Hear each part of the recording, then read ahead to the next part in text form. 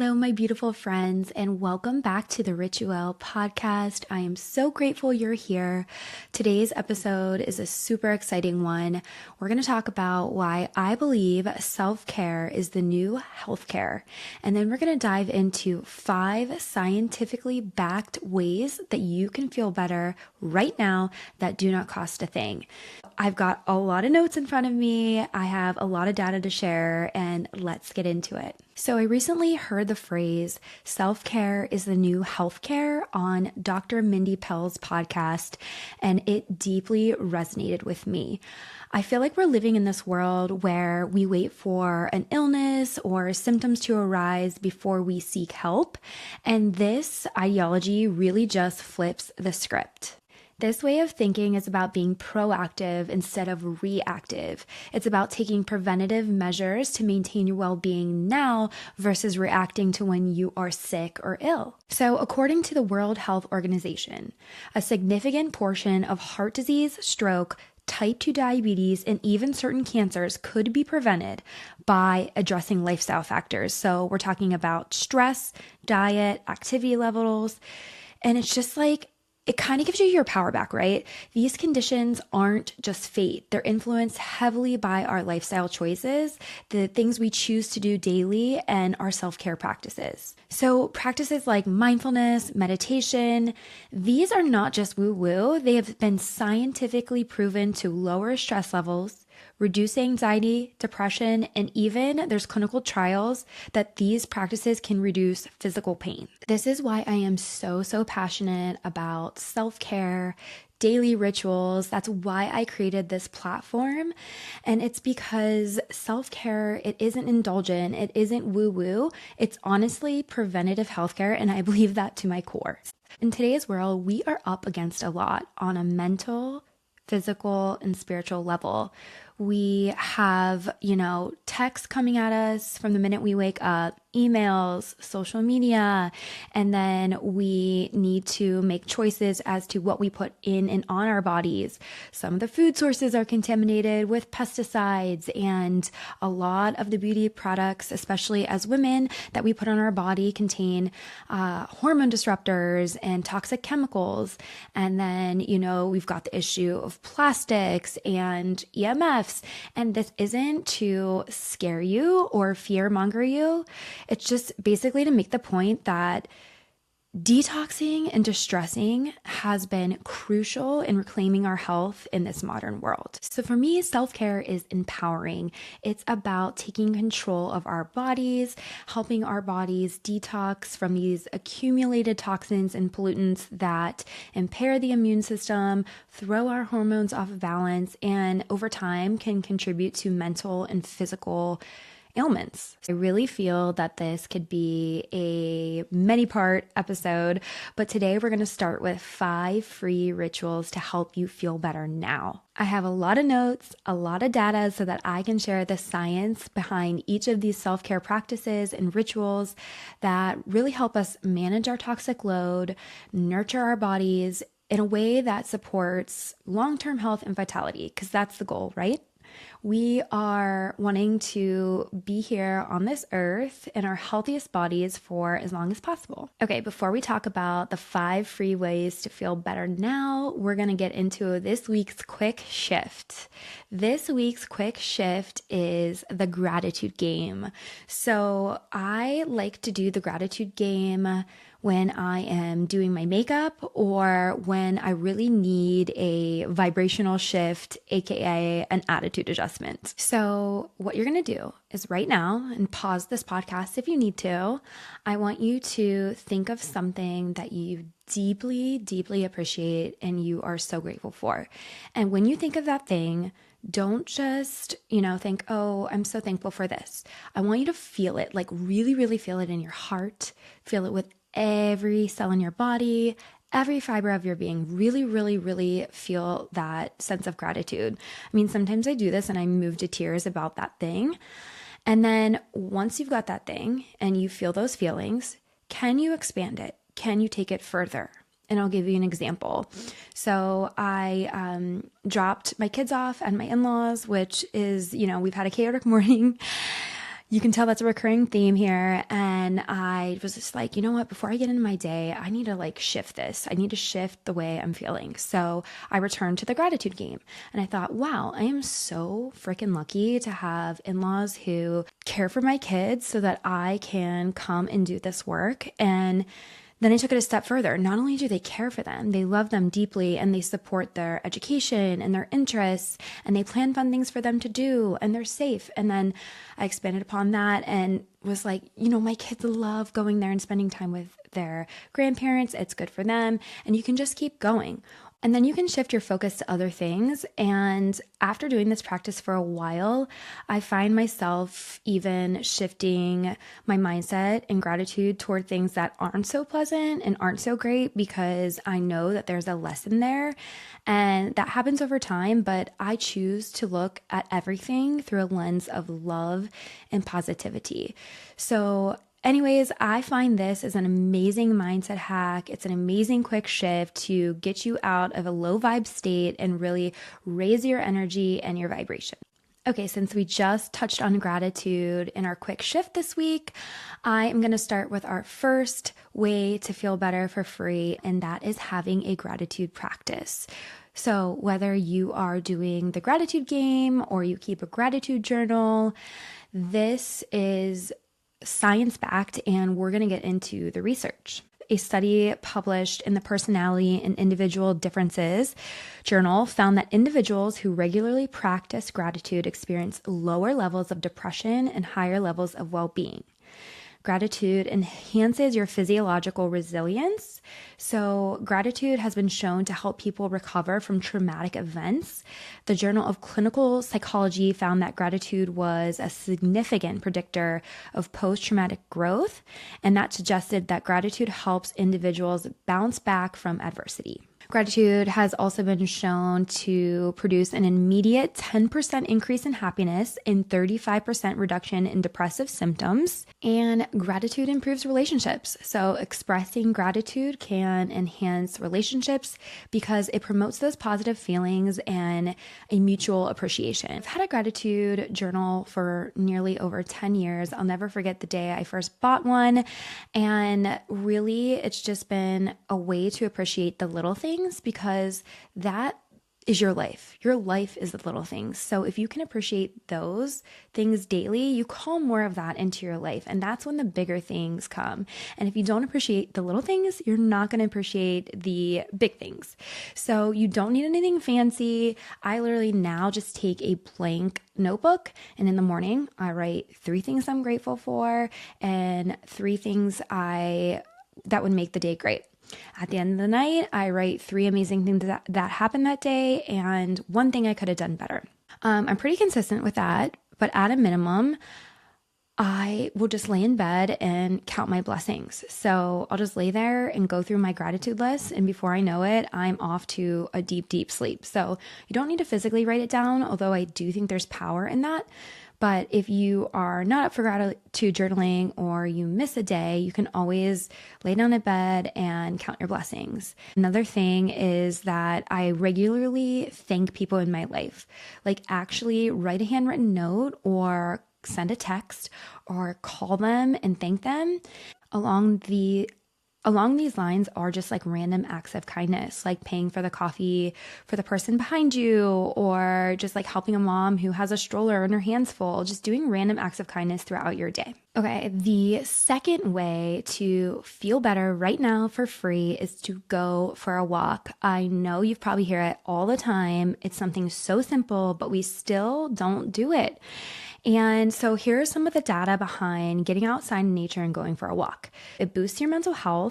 Walking, especially out in nature, can significantly reduce symptoms of depression and anxiety.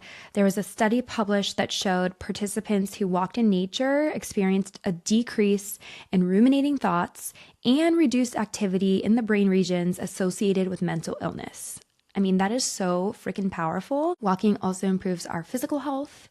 There was a podcast out, I'll try to find it and link it in the show notes, but basically it was saying someone that walks at least 30 minutes a day is metabolically healthier than someone who doesn't walk and is still active, which I thought was really interesting.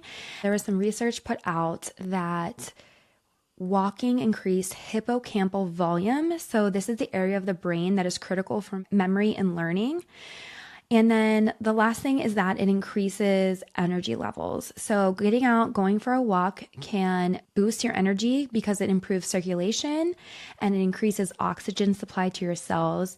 And there was actually a study in psychotherapy and psychosomatics that indicated a 10-minute walk can be more energizing than a 50 milligram caffeine pill.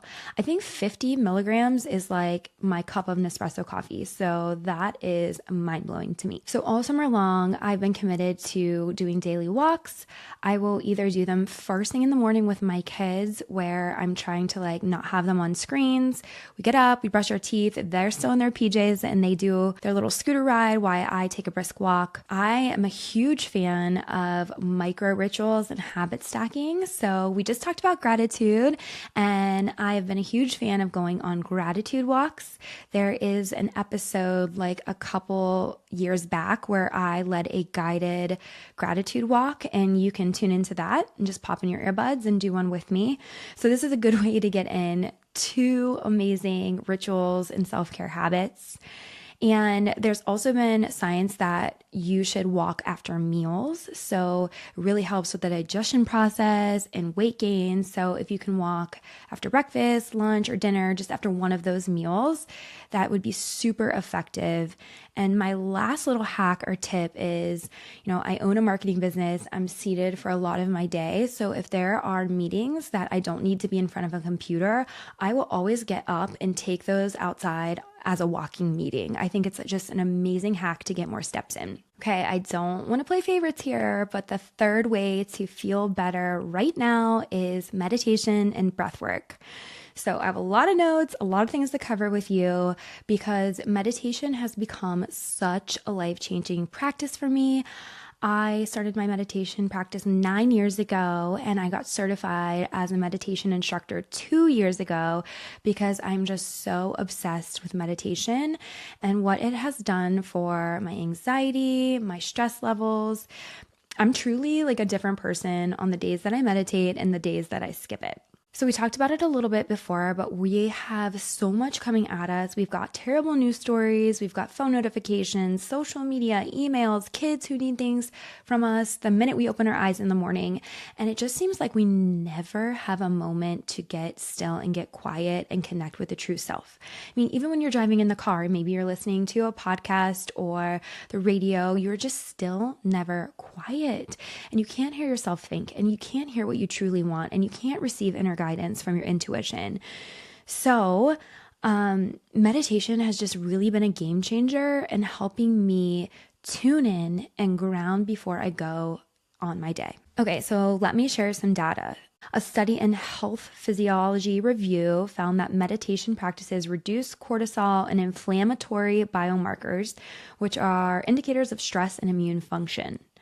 Another study in the Journal of Clinical Psychology found that mindfulness meditation is effective in reducing symptoms of depression and anxiety and contributing to overall well-being.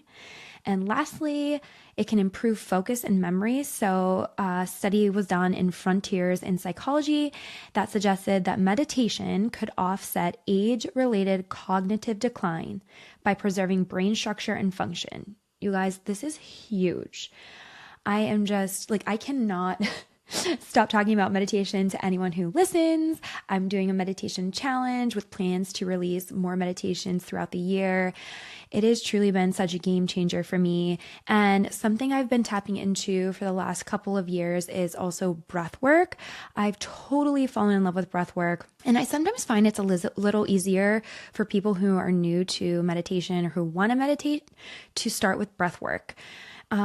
I think that's because it's such an immediate shift that you can actually physically feel in your body right away. So here's a little research on breath work, which I think is pretty powerful. There was a study shown that deep breathing exercises can activate the parasympathetic nervous system, so that could reduce the physiological markers of stress within the body.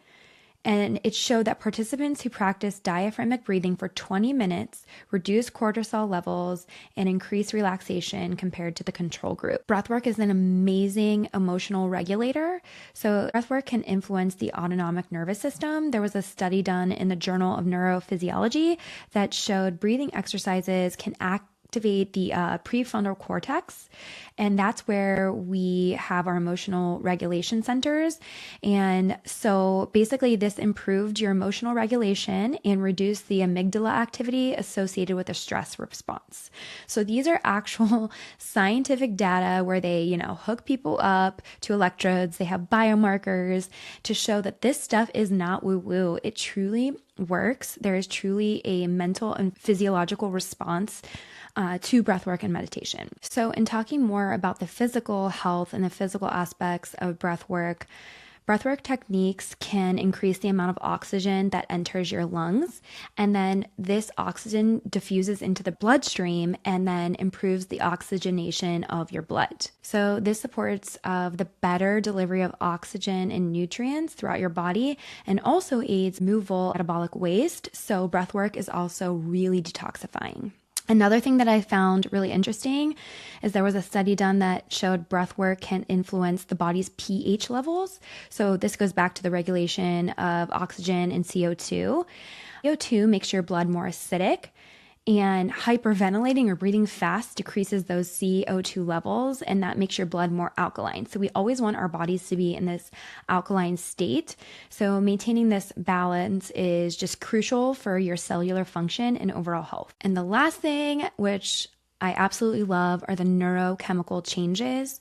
So breathwork can modulate the release of neurotransmitters like endorphins, which are natural painkillers, serotonin, which are mood stabilizers, and GABA, which is a very calming neurotransmitter. So breathwork and meditation are extremely powerful.